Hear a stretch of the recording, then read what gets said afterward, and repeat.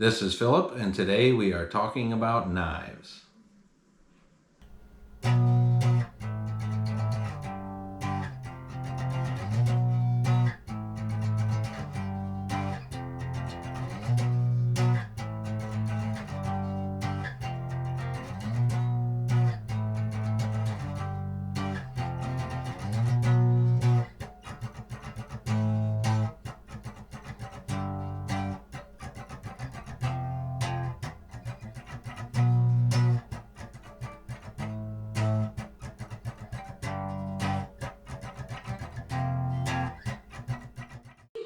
So I have a lot of knives. These are some of them. That's not all of them. These are just some that I grabbed for this video. They're all, I like them all for different reasons. I'm one of these odd people who, a lot of people have a favorite food and a favorite color and a favorite this and a favorite that. I'm not one of those people. I have never really had favorites. I have some things that I like more than others, and some things that I just don't like at all. But if I like something, I like various versions of it for various different reasons, and I appreciate the different attributes that they have. So I end up with things like this. If I like knives, I'll have a lot of knives. If I like books, I have a lot of books. I like other things too, and have a lot of those. So certain things, they're good for different reasons. I have a butchering set here. It's nice. It's got this little pocket knife, lock blade pocket knife that I probably use that more than the others in here, but it also has this little knife as well that comes in handy when butchering. It comes with this saw, and I've rarely actually had a real use for that. So that's a butchering set. So that's why I have that. This is also a butchering knife. And I have these other knives. I have a boot knife. Well, that's kind of, yeah, whatever. It's double bladed. Basically it's a dagger.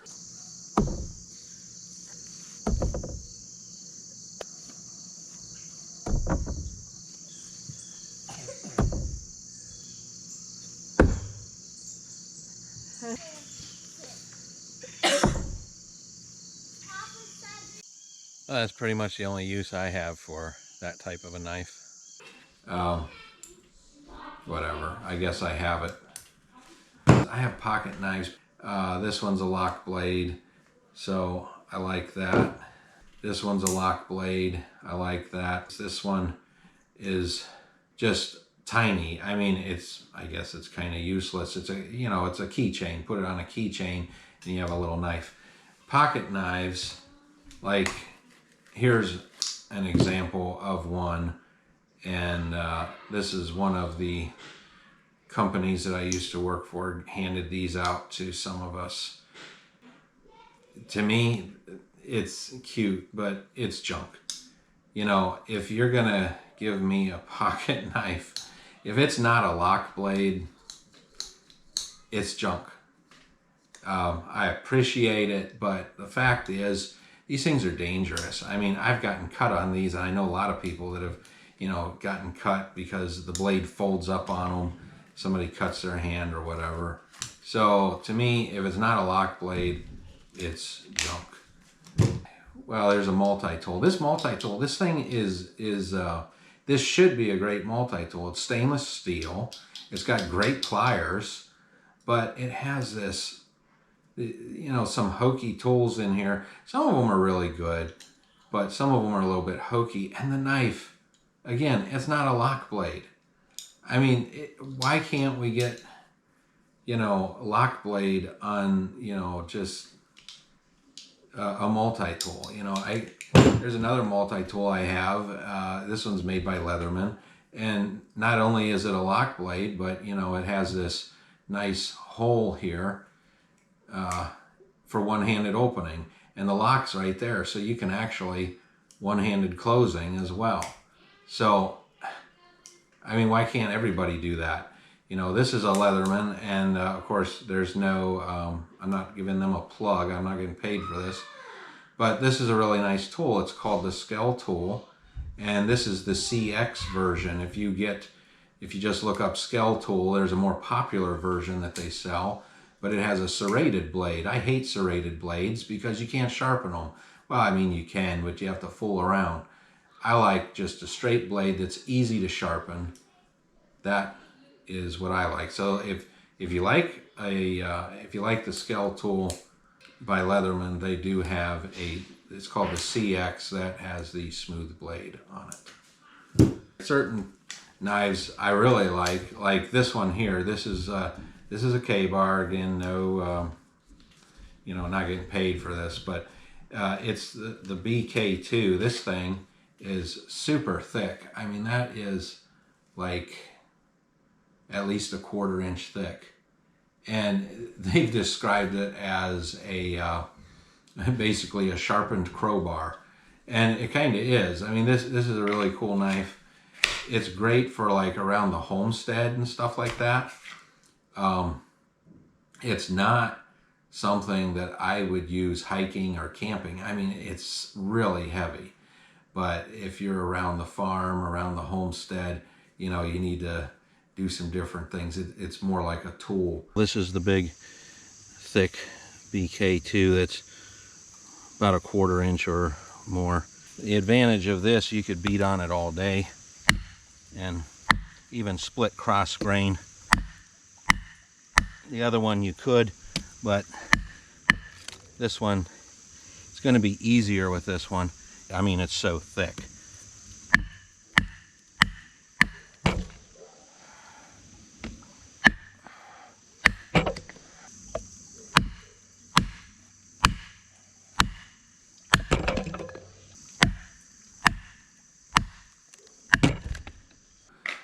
It comes with this case, and you know, some people like these Kydex cases. I don't.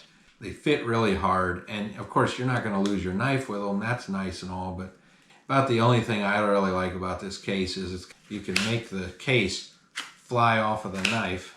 Well, it doesn't fly across the room anymore.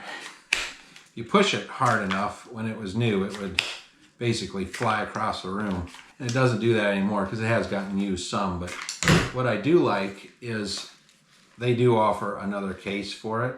So I bought a replacement case, and that's what I keep mine in, not in that Kydex case that comes with it.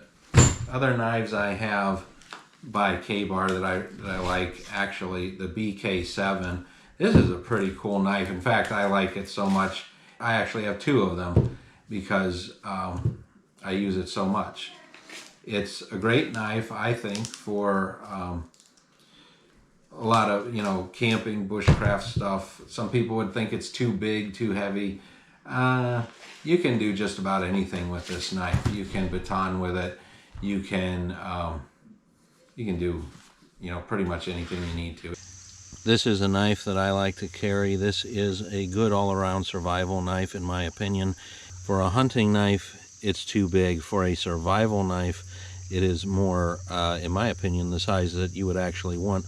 7-inch blade, not too big, not too small. There's several good factors to point out on here.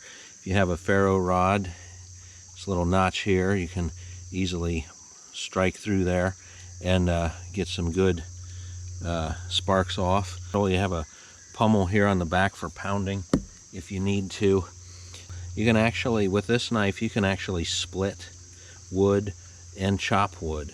And I'll show you how that's done. The curvature of this handle, basically you get 2 fingers on there and you hold on to it. And of course you don't want anyone in front of you when you do this, but you can chop much like an axe.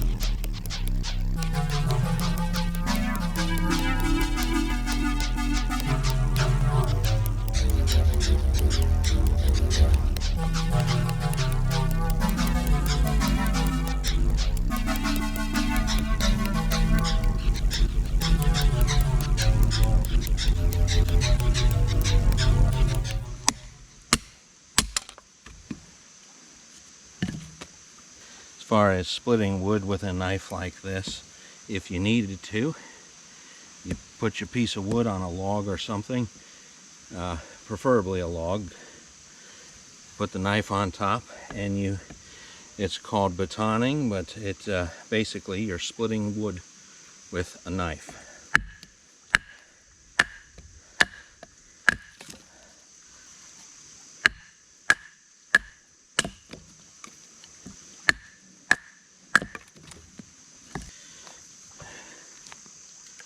When splitting wood with a knife like this, you want to be careful where you hit. You don't want to hit the tip. You don't want to bust the tip off. You want to hit back here or back here where you have more metal.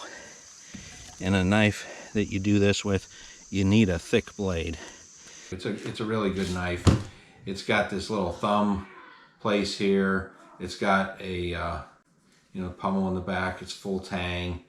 It's a really good knife, and you can do some carving with it. I mean, it's not too big and it's not too small. It's good size, at least in my opinion, for me anyways.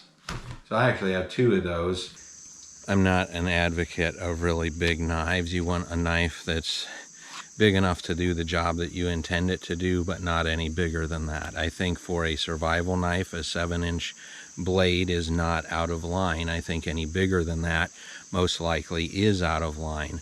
If you need a machete, obviously those are longer. You would use a machete if you need one.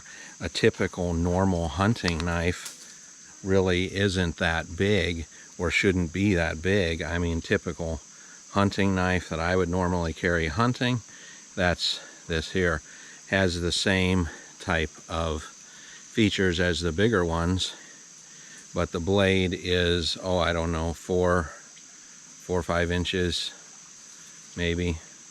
Typical knife I would carry as I'm hunting. But backpacking, deep in the woods in the backcountry, I would have also, in addition to this, the larger knife with the 7-inch blade, because it is a tool that you can do more with. And then I also have a smaller version of that, and it's called the BK17, which is another good knife. It's a little bit smaller. It's also a K-bar. And the thing I like about this is it has that notch right there. And if you're if you're using a ferro rod, it's really nice. You can use the back of your knife. Some people use their blade. I wouldn't recommend that. But that little notch there is really cool because your ferro rod can fit on there and you can scrape down that. And so I like that. I like their cases as well. They have good thought out cases. There's 2 snaps, which holds the knife in securely. There's always a little pocket, and you can keep a sharpening stone in there. I keep sharpening stones in them. And then of course they have,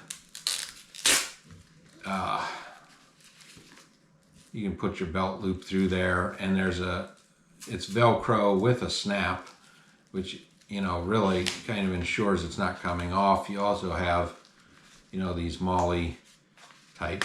I hardly use this, but you can, do whatever you need to there. Different ways to attach it. There's also little grommets on there if you want to run line through that. Different ways to attach them. So I like their cases. I think their cases are great. Another good knife company that I like, that we found is it's called Condor. They make knives in El Salvador.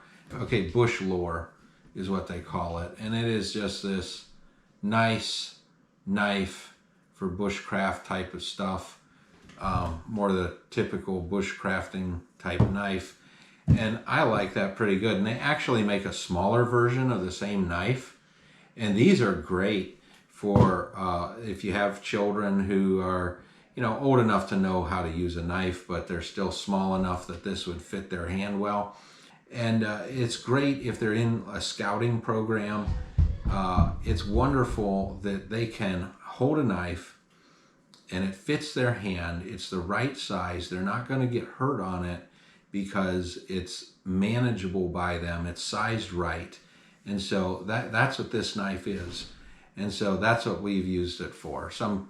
I know some adults, smaller hands that like them as well. But they're good for kids in scouting.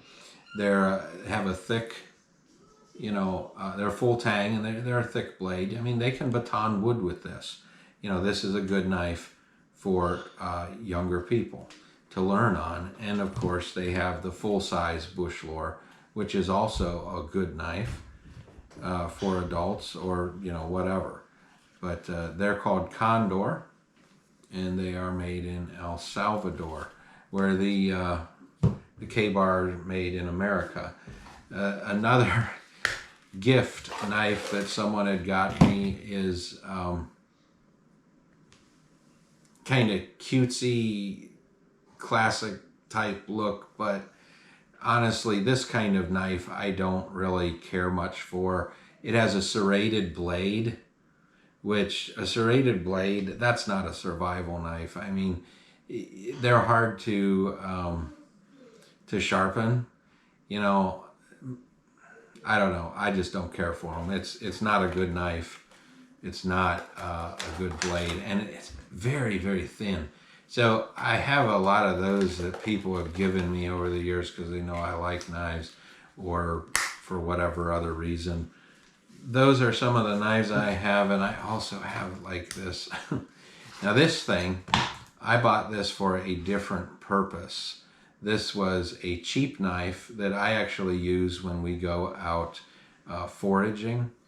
I did not want to use one of my good knives, so I got this thing. I don't even know. It doesn't have a name on it. Doesn't say anything. It's supposedly stainless steel, but it was extremely cheap. It's got this goofy saw thing on the back, which has actually been quite handy if I need to saw something. I can get through something, but for digging, you can use it for digging, and it's easy to sharpen. It doesn't stay sharp as well as the others, obviously. This is some cheap thing that I picked up at some camping supply place or whatever.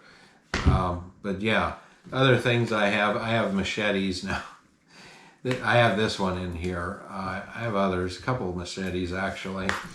But this one, of the machetes, I probably like this one the best. It is by United Cutlery, and it's stainless steel, and I like the shape on the blade, and it has a very nice place for a lanyard.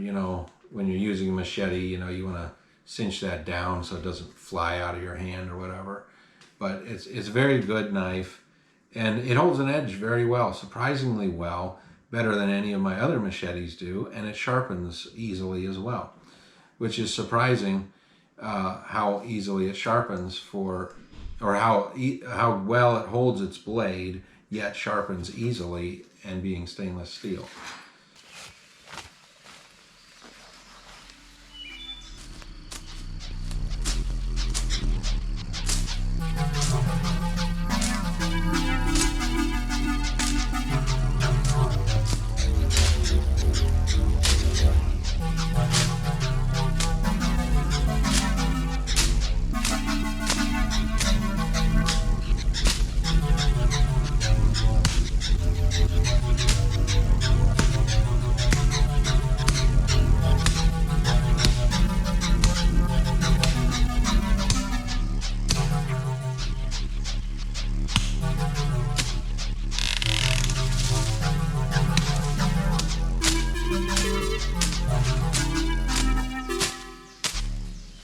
I like the shape. I actually find that I am able to cut better with this one than I am with the straight machete. So that's pretty neat. And axes. This one ended up in here. They were getting a couple knives together for me and grabbed an axe. This is my camp axe and hatchet, of course, Grand Forks Brooks. And this is very nice. This is not one of my throwing ones. I don't think I'll ever throw this one.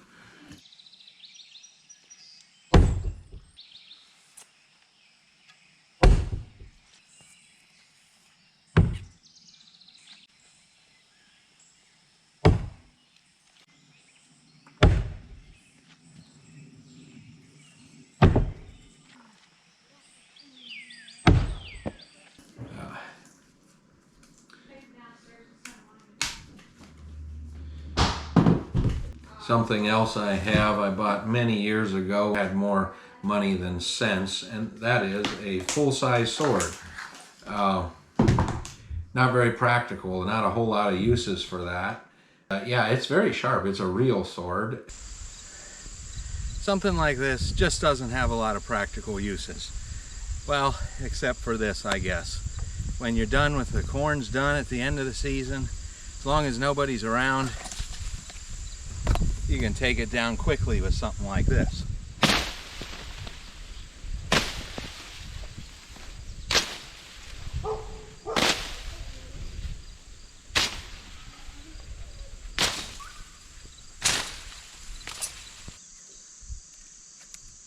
So you need to dry some pumpkin seeds. You want a quick way to get them out of the pumpkin? Then you just scoop them out, put them on a tray and dry them. Quick and easy.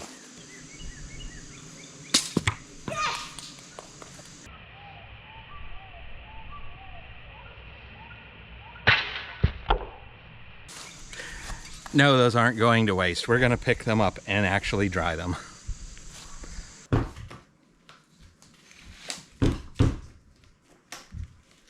It's surprising that it holds its edge very well. Yeah, it is a nice sword for, you know, if you like swords. Yeah, well, those are some of my knives that I have, and some of the things I like about them, and some of the things that I do not like about some of them. And yeah, that's it. Well, if you like this video, please give us a thumbs up, a like, and please subscribe to our channel if you've not done that already.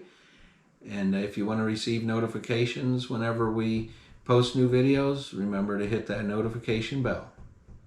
Thanks for watching.